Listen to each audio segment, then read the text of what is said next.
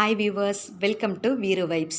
இன்றைக்கி நம்ம ஒரு ஈஸியான கேக் ரெசிபி பார்க்க போகிறோம். இன்றைக்கி அவனில் பண்ண போகிறோம். அந்த கேக் ரெடி பண்ணுறதுக்கு முன்னாடி அவனை நம்ம ப்ரீஹீட் பண்ணிக்கணும்.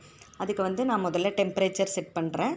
அதுக்கு கேக் பண்ணுறதுக்கு கன்வெக்ஷன் மோடை கிளிக் பண்ணோன்னா 110 டிகிரி செல்சியஸ் வரும். அதை கண்டினியூஸாக ப்ரெஸ் பண்ணும்பொழுது 180 டிகிரி செல்சியஸ் வந்ததுக்கப்புறம் அந்த டெம்பரேச்சரை ஃபிக்ஸ் பண்ணிவிட்டு அடுத்து நம்ம டைமிங் ஃபிக்ஸ் பண்ணணும்.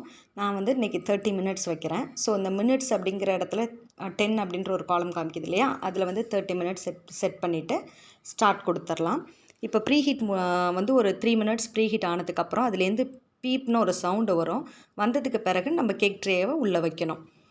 கேக்குக்கு நம்ம ட்ரேவில் ஃப்ளாரை ரெடி பண்ணுவோம். ஸோ நான் முதல்ல ஒரு கேக் ட்ரேவை எடுத்துகிட்டு அதை ஆயிலில் க்ரீஸ் பண்ணிக்கிறேன். ஆயிலில் நல்லா க்ரீஸ் பண்ணதுக்கப்புறம் உங்கள்கிட்ட பட்டர் பேப்பர் இருந்தது அப்படின்னா பட்டர் பேப்பர் வச்சுக்கலாம். அப்படி இல்லைன்னா கொஞ்சமாக மைதா மாவை லைட்டாக தூவி அதை நம்ம க்ரீஸ் பண்ணி எடுத்துக்கணும். நம்ம இந்த மாதிரி மைதா போட்டு க்ரீஸ் பண்ணி எடுக்கிறதுனால அந்த கேக் குக் ஆனதுக்கு பிறகு அடியில் ஒட்டாமல் வரும். அதுக்காகத்தான்.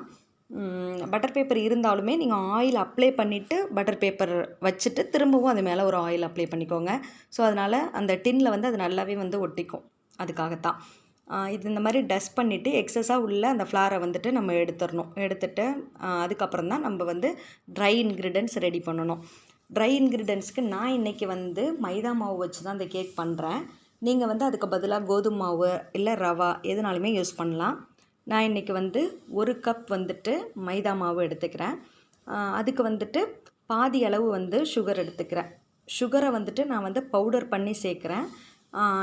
பவுடர் பண்ணாமல் சேர்க்குறீங்க அப்படின்னா கொஞ்சம் அதிக நேரம் நம்ம ஃப்ளாரை மிக்ஸ் பண்ணுற மாதிரி இருக்கும். ஸோ அதனால் நான் இந்த க்ரீன் கலரில் காமிச்சிருக்கேன் இல்லையா, அது 1 கப், அதாவது 250 கிராம் வரும். அதை நான் முதல்ல ஒரு ஜல்லடையில் எடுத்து ஜலிச்சிக்கணும் இந்த ட்ரை இன்க்ரீடியன்ட் எல்லாமே. ஏன்னா அதில் ஏதாவது சின்ன சின்ன கட்டிகள் அதெல்லாம் இருக்கக்கூடாதுங்கிறதுக்காக. அதுக்கப்புறம் 1/2 கப் பொடிச்ச சர்க்கரை சேர்க்குறேன், பவுடர் சுகரு. அதுக்கப்புறம் பேக்கிங் பவுடர், அது 1 டீஸ்பூன் நான் பேக்கிங் பவுடர் சேர்க்குறேன். அந்த டீஸ்பூன் நான் காமிக்கிற அளவு டீஸ்பூனில் பார்த்துக்கோங்க. அந்த டீஸ்பூன்லேயே 1/2 teaspoon baking soda. Baking powder எவ்வளோ எடுக்கிறீங்களோ அதில் பாதி பேக்கிங் சோடா எடுத்துக்கோங்க. இந்த 4 இன்க்ரீடியண்ட்டையும் முதல்ல நல்லா ஜலிச்சு எடுத்துடணும். எடுத்துட்டு அதுக்கப்புறம் நான் கண்டென்ஸ்டு மில்க் இன்றைக்கி சேர்க்க போகிறேன். நீங்கள் உங்கள்கிட்ட கண்டென்ஸ்டு மில்க் இல்லைன்னா நீங்கள் பால் பவுடர் இருக்குது இல்லையா, அது 1/2 கப் இதிலையே சேர்த்து நீங்கள் ஜலிச்சு எடுத்துக்கோங்க. பால் பவுடரையுமே சேர்த்து சலித்து எடுத்துகிட்டு அதுக்கப்புறம் பால் சேர்க்கணும். பால் பவுட்ரு சேர்த்திங்கனாலுமே இன்னுமே நல்லா சாஃப்டாக ஃப்ளஃபியாக நல்லா வரும் கேக்கை. இன்றைக்கி நான் என் குழந்தைக்கு பிடிக்குன்றதுனால கண்டென்ஸ்டு மில்க் சேர்க்குறேன். ஸோ அதுக்கப்புறம் பால் 1/2 கப். இதில் மைதா மட்டும்தான் 1 கப்பு, மற்ற எல்லா இன்க்ரீடியண்ட்டுமே 1/2 கப்பு தான். கண்டென்ஸ்டு மில்க்கும் நான் 1/2 கப் தான் சேர்த்தேன். பாலும் இப்போ 1/2 கப் சேர்க்கணும். சேர்த்துட்டு அதுக்கப்புறம் அதை நல்லா மிக்ஸ் பண்ணி எடுத்துக்கணும். நான் அந்த கன்சிஸ்டன்சி காமிக்கிறேன் எந்த அளவு இருக்கும் அப்படின்னு. நான் கொஞ்சம் கொஞ்சமாக பால் சேர்த்து கிளறேன். ஏன்னா ரொம்ப மாவு தண்ணியாகிடக்கூடாது அப்படிங்கிறதுக்காக. ஆனால் இந்த நான் சொன்ன இன்க்ரீடியன்ட் நீங்கள் சேர்த்திங்க அப்படின்னா கரெக்டாக இருக்கும் உங்களுக்கு. அதுக்கப்புறம் நான் கொஞ்சம் ஃப்ளேவருக்காக வெண்ணிலா எசன்ஸ் 1 ஸ்பூன் சேர்க்குறேன். உங்கள்கிட்ட எந்த எசன்ஸ் இருந்தாலுமே நீங்கள் சேர்த்துக்கலாம். வெண்ணிலா, ஸ்ட்ராபெரி, மேங்கோ, என்ன ஃப்ளேவர் உங்களுக்கு என்ன ஃப்ளேவர் பிடிக்குமோ அது சேர்த்துக்கலாம். அப்படி எதுவுமே எசன்ஸ் இல்லை அப்படின்னா ஏலக்காவை நல்லா பவுட்ரு பண்ணிவிட்டு அது சேர்த்துக்கோங்க. இப்போ நான் கொஞ்சம் கொஞ்சமாக பால் சேர்த்து அதை மிக்ஸ் பண்ணி அந்த ஃப்ளாரை ரெடி பண்ணிக்கிறேன். இது உங்களுக்கு காமிக்கிறேன் அதோட கன்சிஸ்டன்சி.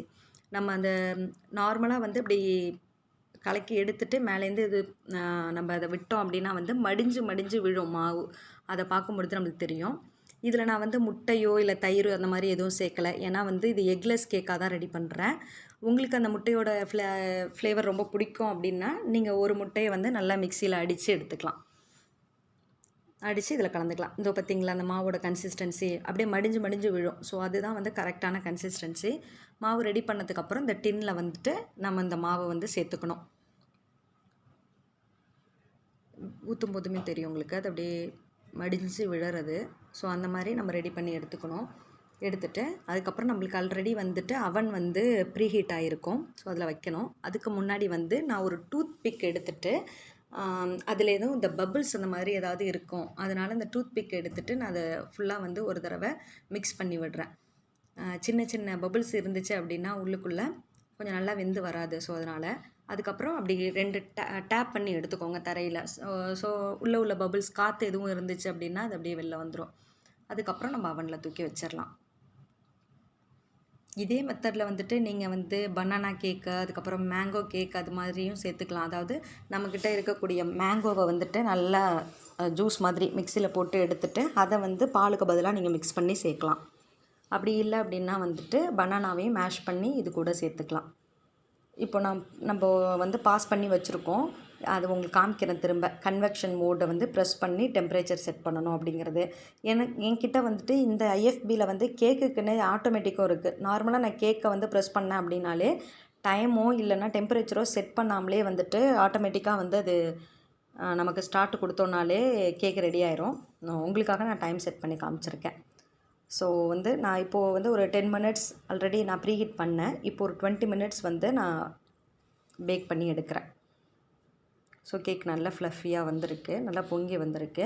இந்த மெத்தடில் நீங்கள் ட்ரை பண்ணி பாருங்கள். உங்களுக்கு எப்படி வந்துச்சு கேக் அப்படிங்கிறத எனக்கு கமெண்ட் பண்ணுங்கள். இதுக்கு உங்களுக்கு க்ரீம் வேணும் அப்படின்னா வந்துட்டு இதிலே க்ரீம் வச்சு டெக்கரேட் பண்ணிக்கலாம்.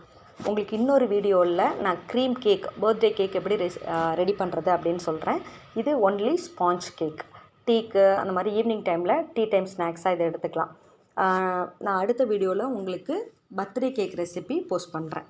தேங்க்ஸ் ஃபார் வாட்சிங்.